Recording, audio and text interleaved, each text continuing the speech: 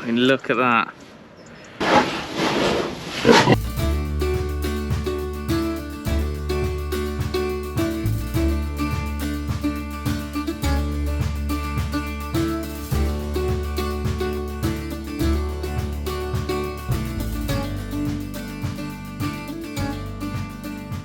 Right, I've been putting it on far too long. This morning I need to vaccinate the pigs, which is always fun. So in the fridge, we've got our vaccine. Second part of the vaccine needs a second dose. However, we're not interested in that part of the vaccine. The parvo part is just a one part, if that makes sense. Right, we've got the gear, needles, syringes. Pigs are in the trailer, enticed in by breakfast. Let's see how we go. So with injecting pigs, one, it's just not fun. But two, it's quite hard, for me at least. Our pigs are predominantly breeding stock size, so the needles are a bit bigger and longer. Go on. And also this is an intramuscular injection, so it's deeper. It's like 1.5 inch needle on the big sows, so yay. So the sheep are up now, and they're gonna stay up here for the rest of the day, maybe 2 days.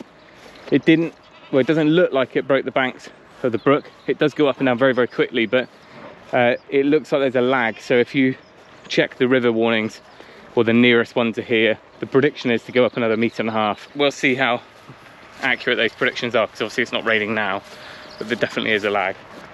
You gonna stay here, Maggie? You coming in? And the other thing is this vaccine has to be used up in 8 hours, 6 hours. You can't put it back in the fridge. Right, you wait there. You're okay. Everyone's fed. And the 5 girls are in here.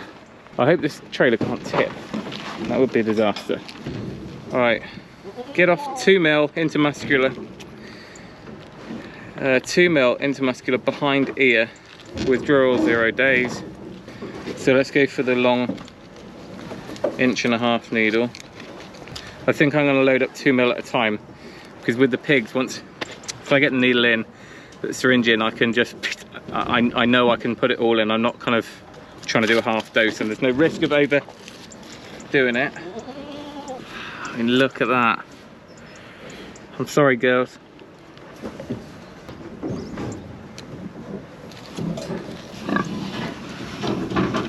I'm going to use that divider because I want to be one side of the... I guess I could try that. If we do it in a way that they can't run around with the needle sticking out of them, that would be useful. Steady, steady. It's not like a crush where you'd be able to get them in. And from experience, it's better to... Hello, girl. All right, all right. It's better to... We want to go about 3 inches behind the back of the ear. I'm wondering whether we should get the needle in first.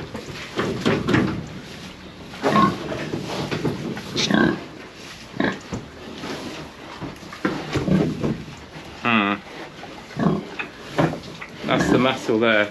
Who's going first?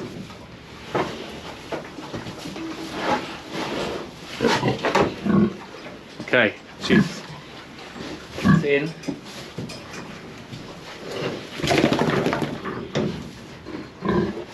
Alright, Matilda's done. Good girl, very brave. Come on, pig. Here, Matilda. Good girl. Come on then. It's a big step down. Go on. Go on, good girl. Steady. Oh, yo, yo, yo, yo.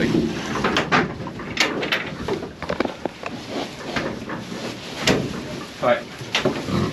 I don't really need a one yet.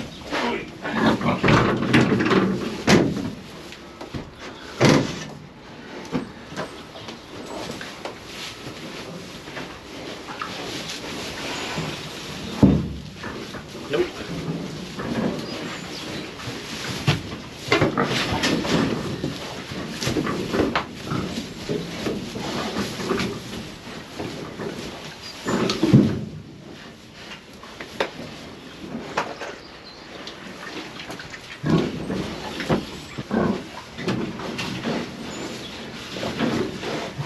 God, they didn't flinch. I was going to use a shorter needle, but I think it's alright. They're quite big. In reality, these two are almost beyond what you would call meat size anyway. Right.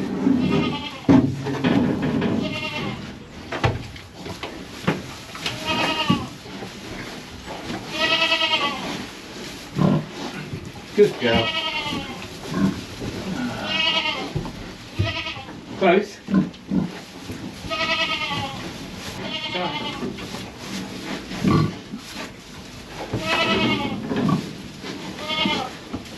One done. About 4 done, I should say.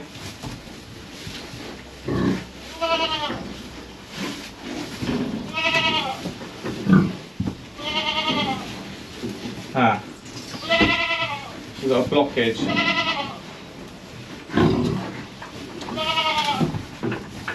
Oh no, it's just such a long needle that it's beyond the level in the bottom. Ow, that's my foot, don't bite it. Good, 1 to go.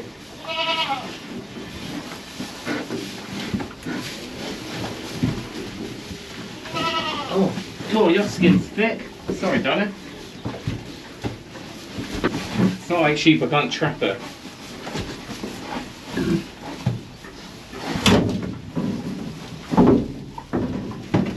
Good. Woohoo! God, I don't know why I put it off so long. And we've only got 1 pig on the loose. They've caused a bit of damage to the field, so I'm going to try and get them back out. That is the result.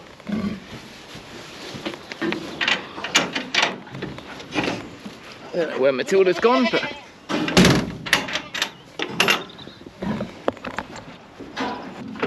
Come on, girls.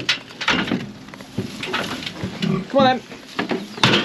She's probably going to get their food before they zip over. Come on, come on, come on, come on, come on. Come on, pigs. Come on. Good girl. She's massive now. She's definitely ready for the boar. Go on, come on, come on, come on, come on, come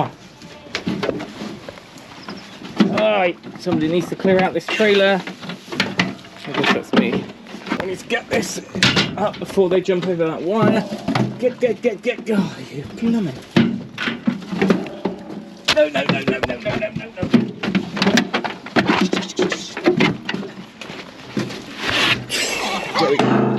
Phew. Right, let's see if we can get Matilda back over. She is the wisest pig of the lot, so she's not actually going to want to go anywhere near this electric, but if she's hungry enough, she might. Matilda, come on. Come on, Tilly. Tilly, come on.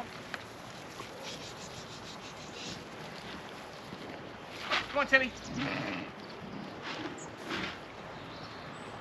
Come on, Tilly.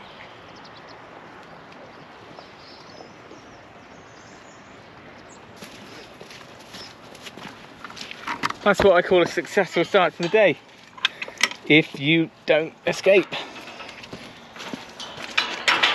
Now Samson is now only a gate away from the girls, so it's probably a bad thing. They say to try and keep them, you know, a couple of fields apart until they're ready. We don't have a teaser, but I'm thinking maybe if he's up against the gate and the ewes are the other side, maybe they'll start to come in and cycle closer together. The sheep now are on the best grass, well, some of the best grass, and they call it a flush. I think I only learnt about it last year, but basically you put the ewes on some really prime grazing and get all their minerals up and get them really tip top for the last 2 or 3 weeks before they go in with the tup. And supposedly there's more chance of twins that way. Maggie, no, more chance of twins and maybe just better chance of conceiving. So they've got this for now. They were on really decent grass at the end of the meadow, but it's a bit high risk at the moment. Problem is, as soon as they move up onto the hill field, the grazing is just doesn't grow. So we've done our best this year to try and improve things, but I think next year might be the time when we look at getting a contractor in and seeing if they can do a bit more than what we've done. Get some more subsoiling done, maybe reseed it, because it's a good sized field and it's the most useful field. It's just the least productive as far as grass growing goes. Maggie, leave her alone. Some of these ewes, especially the younger ones, they're so confident with the dog, they just tease her. And of course, we've got ewe lambs in here, Weathers in here, Jeffrey in here, so we need to get them all in to sort them. This is one of last year's ewe lambs, so this will be her first year lambing, or next year will be. So we've got a total of 15, 2 of which last year didn't, 2 of the older ewes, or one was a shearling, one was slightly older, didn't take. So I'm really keen to make sure that they get pregnant this year, and see what we're doing wrong. Well, hopefully there's nothing wrong with them, they just missed the boat, or one of them might have aborted, because she was scanned, I think. It's not the best camera to show you kind of condition and stuff, because we're so zoomed out. You can see that they've been on the really lush grass, because they've got mucky bums. Their worm count's absolutely fine, so we're going to just keep an eye on that, just make sure that their condition stays fine. They're probably a little bit overweight, if anything. So we'll get them all in. All the lambs, you probably can't make it out, but they've got shaggier wool. I just said yes to a delivery tomorrow and I'm trying to work out what I've got on. That's the new roof for the new barn coming. I say new barn, it's just a new roof for an old barn, but anyway, that'll be a future video, and it's a full roofing series, so it'll probably be on the other channel. Anyway, back to sheep. You see the lambs are obviously smaller, but they've also got the longer fleece, slightly darker as well, the fleece. And then Jeffrey, so we'll pull them out. The Weathers, we've got a ram lamb in with Samson. He's too young and he doesn't need to be breeding this year, but we will need to give him company, so I think I'll probably put the Weathers and Jeffrey with him, maybe up in one of the top paddocks. And then the ewe lambs clearly need to be kept separate, and that was a challenge last year. We've got some more fencing this year, but I want them to be 2 fields away ideally, so we'll use the bottom meadow, providing there's no flood risk, and also we can go down to the end lake field. And in the next few weeks we've got fencing. And in the next few weeks we've got fencing going in down there. The fencing's arriving, and it's just, I mean, I'm really happy for fencers that they're so booked out, but they're booked out for months and months and months because of the grants that are available. You know, everyone is getting fencing done because it makes sense to do it. It's probably never going to be as affordable to fence a farm. And even if those grants don't cover your fencing completely, which they don't by the time you put gates and strainers and stuff in, it's still gonna cost you a couple of quid a metre to put in rather than a tenner a metre. So anyway, there's a lot of people who are booked out for grant work for 6 to 12 months and more, you know, big contracts of 5-10 kilometres or more. So with that in mind, Tom's pretty busy with his stuff and domestic work. There's another fencer who we were potentially going to work with as part of a series, and he's just so flat out that he did come out here and have a look, and had a really good chat with him, but I think he's just so busy that he can't take it on, which is a shame. So we've got to bring the DIY back into DIY farm, and together with Craig and maybe Tom on the odd day if he can fit it in, I'll get them to put in the big strainers and gate posts, because both of them have got, you know, post knockers of some variety, shape or form, so they'll be able to get in those big ones. The smaller posts, therefore, I should be able to get in myself, and there is a handheld petrol driver which we might be able to loan out for a while, and I'm going to see how we do with that. So I'll be able to do, for instance, the fence all the way along the track. I'll also be able to get up in the hedgerow around the perimeter of the lake field and hopefully get all that sorted. That way I can start straining out the netting myself and getting a bit of order in, because we are spending an awful lot, because all these grants are great, whether it's for hedge planting, tree planting, fencing, whatever. They're great, but only great once you get your money back. So we have to spend to claim, if that makes sense. And in order to claim, we've really got to do all of our parcels of land. I did talk to the rural payments, and they said you can part claim, but it gets a bit messy, and I think if there's any chance we can just get it all done and put a line under it all, that'd be better. But we've probably got to spend another 15 grand on fencing and hedging and all this stuff before we can then claim. So cash flow is going to be an issue. Well, I mean, it's already an issue. Or not all of the fencing we've already done is part of the grant work, but places where we're putting in new hedging, where we've double fenced and fencing off water and things like that, all of that is valid under the grant, and it was all approved. But we've got to do it, photograph it, document it, claim it. Same with the hedging. And now the hedging is a different story, because the hedging has got to go in, but we couldn't have done that until next month. You have to do it in the dormant season, which is kind of November to March. So we just had our hands tied until this point. All the hedging is ordered, and together with some of our Patreon supporters and people off the newsletter, we're gonna have a farm open day here, or working party I should say, and hopefully the 500 meters or so we've got to get done.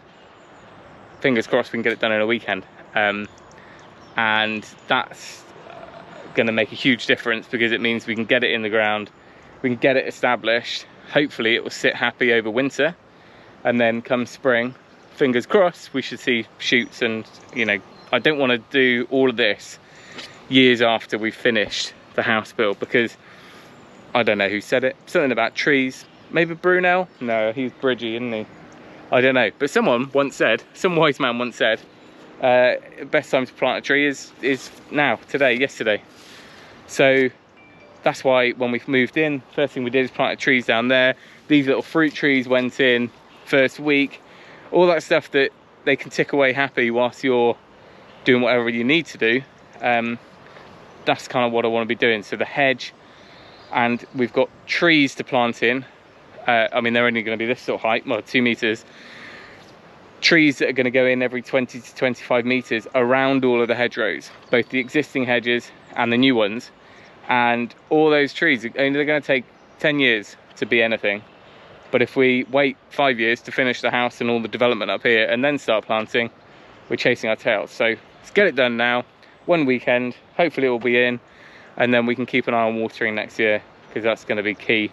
And hopefully by year 2, be happy days. We can just leave it to be what it is, and we'll have some hedges in a decade or 2. Sorry guys, I know they left in a rush for school, so so this is another hedgerow, believe it or not. This fence is going to be fencing between some of these fruit trees coming out. This is a hedge all the way up, joins into the hedge at the top.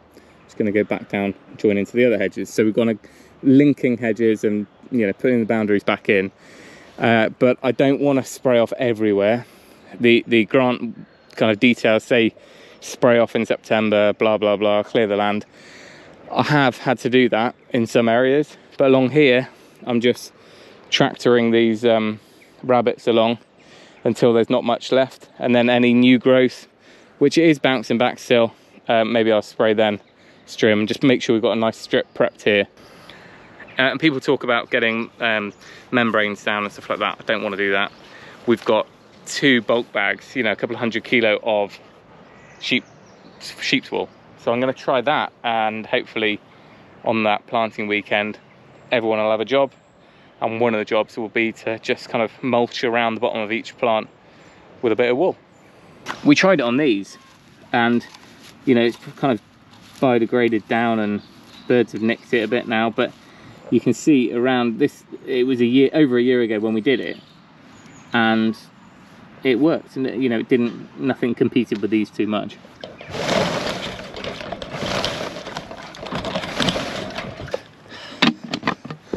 Those chores took about half an hour longer than expected, but the pigs are vaccinated, and that means in the next probably 10 days or so I'll look to move Lavender down. I hope you enjoyed that shenanigans from this week on the farm.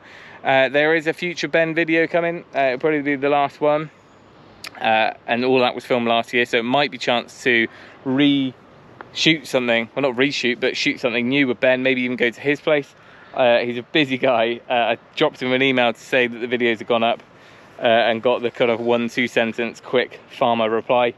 So we'll see. If he's too busy, he's too busy.